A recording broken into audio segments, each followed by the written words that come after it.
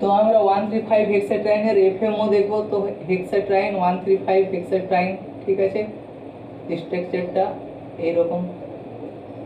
এইবারে আমরা এখানে কি করতে বলেছিলাম, আগের ভিডিওতে বলে দেওয়া আছে। আমরা কি দেখবো এখানে, number of carbon, number of carbon কতগুলি আছে, ঠিক আছে, নাম্বার অফ কার্বন কতগুলি আছে আমাদের হেক্সাট্রাইন, অর্থাৎ 6টি কার্বন থাকবে। এবং নাম্বার অফ পাই বন্ড দেখতে বলেছি, অর্থাৎ নাম্বার অফ পাই ইলেকট্রন দেখতে বলেছি। পাই ইলেকট্রন, পাই ইলেকট্রন কতগুলি আছে আমাদের, 6টি পাই ইলেকট্রন আছে, ঠিক আছে, 6টি আমাদের পাই ইলেকট্রন আছে। এবং আমরা এবারে এর এফএমও ড্র করব। তো এফএমও ড্র করার জন্য কি বলেছিলাম, আমাদের যতগুলি কার্বন থাকবে ততগুলি আমাদের ফাংশন হবে, অর্থাৎ ফাংশন কোনগুলি, যেগুলো ψ1 ψ2 করে যে ফাংশনগুলো থাকে, অর্থাৎ ψn, এটা হচ্ছে আমাদের ফাংশন। অর্থাৎ যতগুলি আমাদের কার্বন থাকবে ততগুলি আমাদের ফাংশন হবে, অর্থাৎ আমাদের 6টি কার্বন আছে, অর্থাৎ 6টি ফাংশন হবে। তো আমাদের ফার্স্ট হবে কি, ψ1 ফাংশন। ψ1 ফাংশনে কতগুলি পি অরবিটাল থাকবে, কি বলেছিলাম, যটি আমাদের কার্বন থাকবে তটি আমাদের পি অরবিটাল হবে, অর্থাৎ আমাদের কার্বন কতগুলি আছে, কার্বন আমাদের 6টি আছে, অর্থাৎ 6টি আমাদের পি অরবিটাল হবে।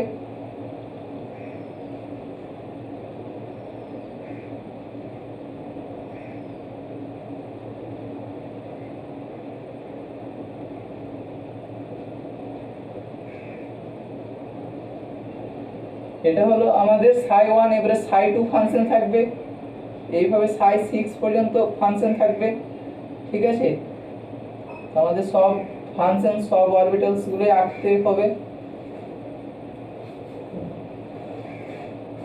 এইগুলো আরো ভালো করে আমাদের আগের ভিডিওতে দেওয়া আছে, কেউ যদি না দেখে থাকেন ভিডিও ডেসক্রিপশন বক্সে লিংক দেওয়া আছে, গিয়ে দেখে আসুন ওই ভিডিওগুলি।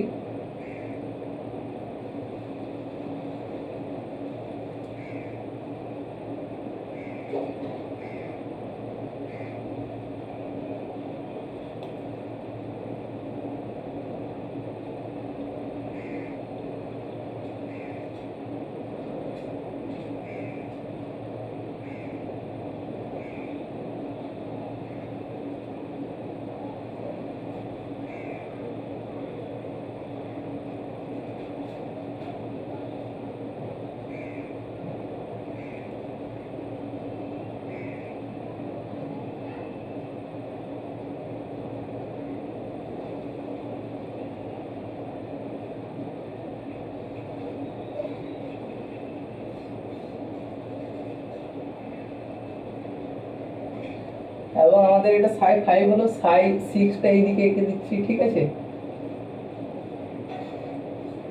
ψ6।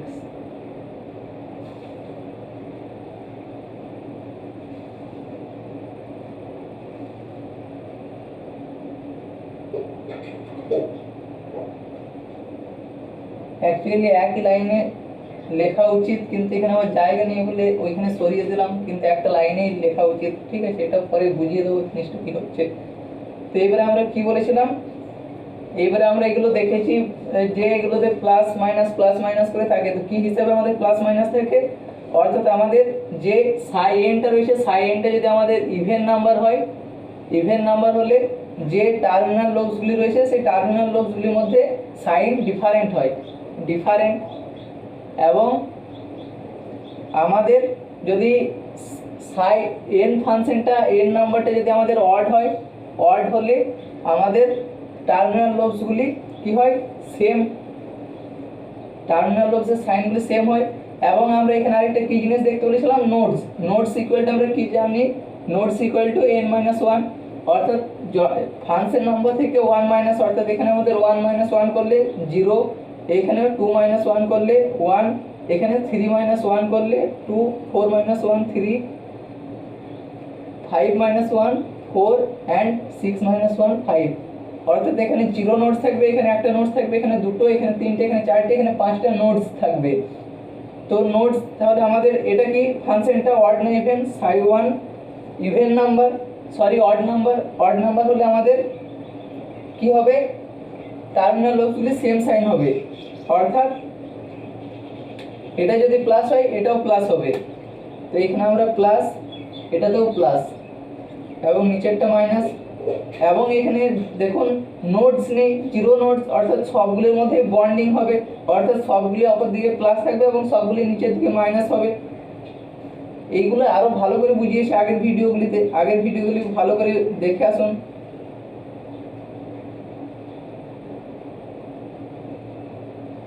এটা হলো। এবং নেক্সট যেটা আসবো সাইড টু এ। সাইড টু আমরা কি, এটা ইভেন নাম্বার হলে কি হবে, আমাদের টার্মিনাল লবসগুলিতে ডিফারেন্ট সাইন হবে, অর্থাৎ এখানে যদি আমাদের প্লাস হয় এখানে মাইনাস হবে, ঠিক আছে।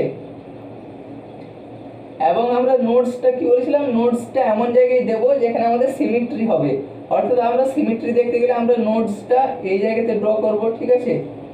এই জায়গায় ড্র করলে নোটস তাহলে অর্থাৎ এইদিকেগুলো সব বন্ডিং হবে, এইদিকেগুলো সব বন্ডিং হবে, অর্থাৎ এইদিকে প্লাস প্লাস অর্থাৎ প্লাস প্লাস সব বন্ডিং হবে, এবং এইদিকেগুলো মাইনাস মাইনাস, তাহলে মাইনাস মাইনাস মাইনাস বন্ডিং হচ্ছে, প্লাস প্লাস বন্ডিং হচ্ছে। আর এই মাইনাস এই প্লাসে বন্ডিং হচ্ছে না বলে এখানে নোটসটা রয়েছে, ঠিক আছে। তারপরে নেক্সট আসবো সাইড থ্রিতে। সাইড থ্রিতে আমাদের কি, অড নাম্বার হলে সেম সাইন, অর্থাৎ এখানে প্লাস, তো এখানেও প্লাস দেব, এখানে মাইনাস, এখানেও মাইনাস, ঠিক আছে। এবারে আমাদের নোটস দেখবো, নোটস দুটি আছে, অর্থাৎ আমরা এখানেও সিমেট্রি দেখব। সিমেট্রি দেখতে গেলে এখানে মিডিল এইদিকে তিনটে অরবিটালস রয়েছে, তাহলে এইখানে আমরা একটা নোটস রাখবো এবং এখানে একটা নোটস রাখবো, ঠিক আছে। নোটস মানে এই পি অরবিটাল এবং এই পি অরবিটালের মধ্যে বন্ড হবে না, এই পি অরবিটাল এই পি অরবিটালের মধ্যে বন্ড হবে না। নোটস মানে আগে বলে রেখেছি।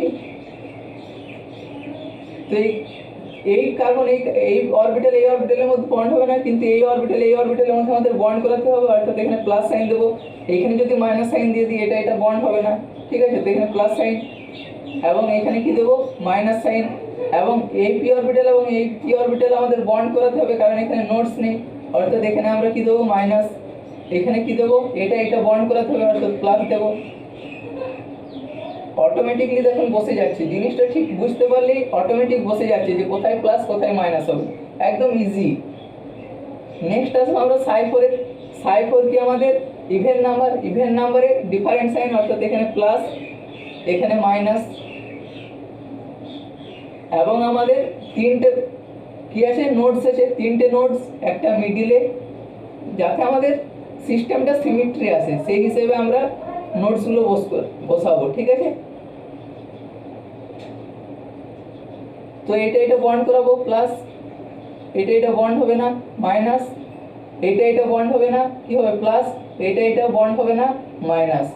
দেখুন এটা প্লাস আছে, এইটার সঙ্গে যদি এই পি অরবিটালটা না বন্ড করতে চাই তাহলে অবশ্যই মাইনাস দিতে হবে, কারণ প্লাস যদি দিয়ে দিই তাহলে দুটোর মধ্যে বন্ড হয়ে যাবে, নোটস আসবে না, অর্থাৎ আমাদের নোটস তিনটে আছে, নোটস আনার জন্য আমাদের এইরকম করতে হবে। এবং এটা অটোমেটিকলি বন্ড হয়ে যাচ্ছে।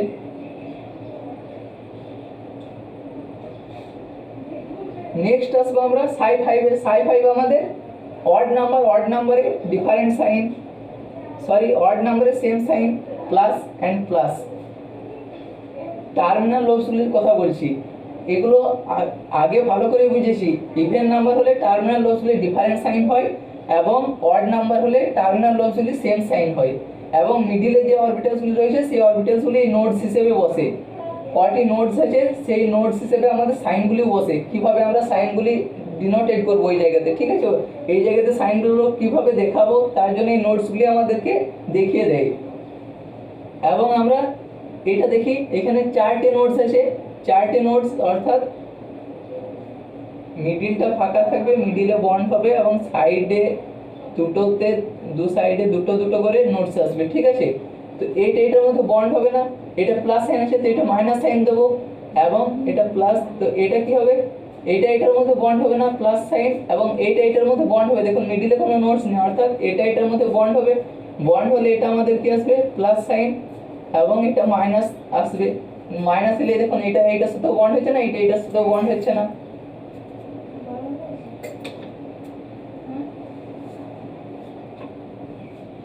নেক্সট আসবো আমরা সাই6 ফাংশনে।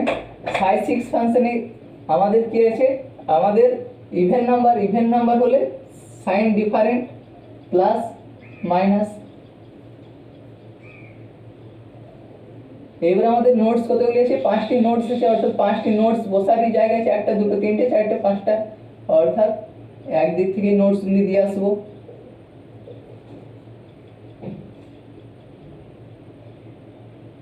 আমাদের নোটস কতগুলি, 1টি 2টি 3টি 4টি 5টি, অর্থাৎ 5টি নোটস আমাদের আছে। এবারে এইটা এটার মধ্যে বন্ড হবে না, মাইনাস এইটা এটার মধ্যে বন্ড হবে না, প্লাস এইটা এটার মধ্যে বন্ড হবে না, মাইনাস এইটা এটার মধ্যে বন্ড হবে না, এবং এইটা এটার মধ্যে বন্ড হবে না, অর্থাৎ এখানে প্লাস দিলেই সমস্যা সমাধান।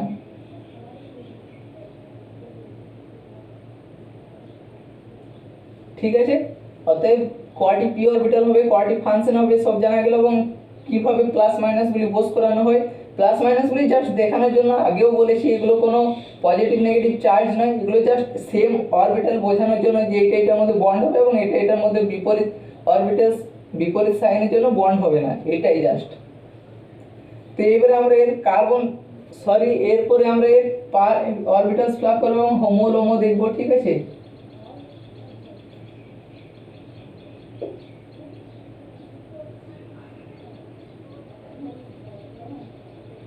তো আমাদের কয়টি পাই ইলেকট্রন আছে, 6টি পাই ইলেকট্রন আছে। পাই ইলেকট্রন কিভাবে ফ্লাপ হয় অরবিটালসে,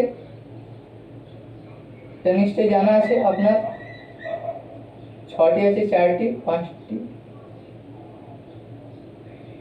ঠিক আছে, এবং এইচ নিউ। তো এটা আমাদের কি গ্রাউন্ড স্টেট।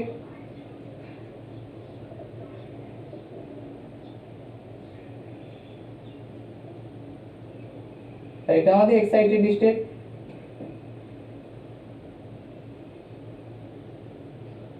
তো এক্সাইটেড স্টেটে আমাদের কি হয়, লাস্ট অরবিটাল থেকে একটা ইলেকট্রন জাম্প করে তার অপর অরবিটালে ইলেকট্রন চলে যায়, অর্থাৎ এখানে 6টা, এখানে 2টো ছিল, তো এই ইলেকট্রনটা জাম্প করে পরের অরবিটালে চলে যাবে। ঠিক আছে, এটাও সেম হবে, এখানে কোনো কিছু নেই, ইলেকট্রন নেই, এখানে ফ্লাপ হতো। ঠিক আছে, তো এবারে আমরা দেখবো কি এখানে এই আমাদের গ্রাউন্ড স্টেটে হোমো কোনটা হবে, আমাদের হোমো এটা হবে, হোমো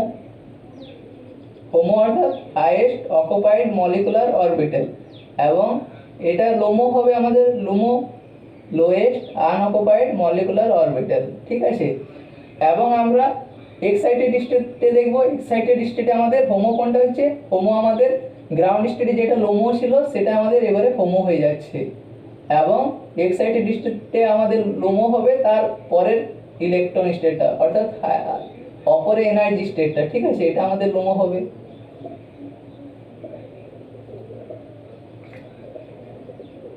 এটা আমাদের হোমো লুমো হয়ে গেল, এবং এরপরে আমরা কি দেখবো, সিমেট্রি দেখবো, C2 সিমেট্রি এবং M সিমেট্রি। এই সকল আমরা জেনে এসেছি যে C2 সিমেট্রি কি, M সিমেট্রি কি। অর্থাৎ C2 সিমেট্রি কি, অর্থাৎ সিমেট্রির মিডল থেকে আমরা 180 ডিগ্রি রোটেট করলে 180 ডিগ্রি রোটেটের আগে যেমন অরবিটালটা ছিল সেই রকমই অরবিটালটা ঘুরে আসবে, অর্থাৎ পুরো ফাংশনটা সেই রকমই আসবে। অর্থাৎ তখন আমরা বুঝিয়েছিলাম যদি এইরকম থাকে তো 180 ডিগ্রি রোটেটের পরও যদি এইরকমই ঘুরে আসে, এইদিকেই ঘুরে আসে 180 ডিগ্রি রোটেটের পর, কিন্তু এটা তো আর সম্ভব নয়। এটা যদি 180 ডিগ্রি রোটেট করি তো এই দুটো নিচের দিকে চলে যাচ্ছে এবং এই দুটো অপরের দিকে চলে আসছে, কিন্তু আমাদের C2 সিমেট্রিকে বলা আছে যা থাকবে 180 ডিগ্রি রোটেটের আগে 180 ডিগ্রি রোটেটের পর সেম আসবে। অর্থাৎ যদি আমরা এইরকম করি তো এইটা রোটেট করলে এইদিকে আমাদের ঢাকনা ছিল, তো এটা 180 ডিগ্রি রোটেট করলে সেই দিকেই ঢাকনাটা আসছে এবং এইদিকে ঢাকনার উল্টো দিকটা আসছে। ঠিক আছে, তো এখানে আমাদের তাছাড়াও অনেক রকমভাবে বুঝিয়েছিলাম কিভাবে আমাদের সিমেট্রি দেখবো, C2 symmetry, M symmetry. C2 symmetry,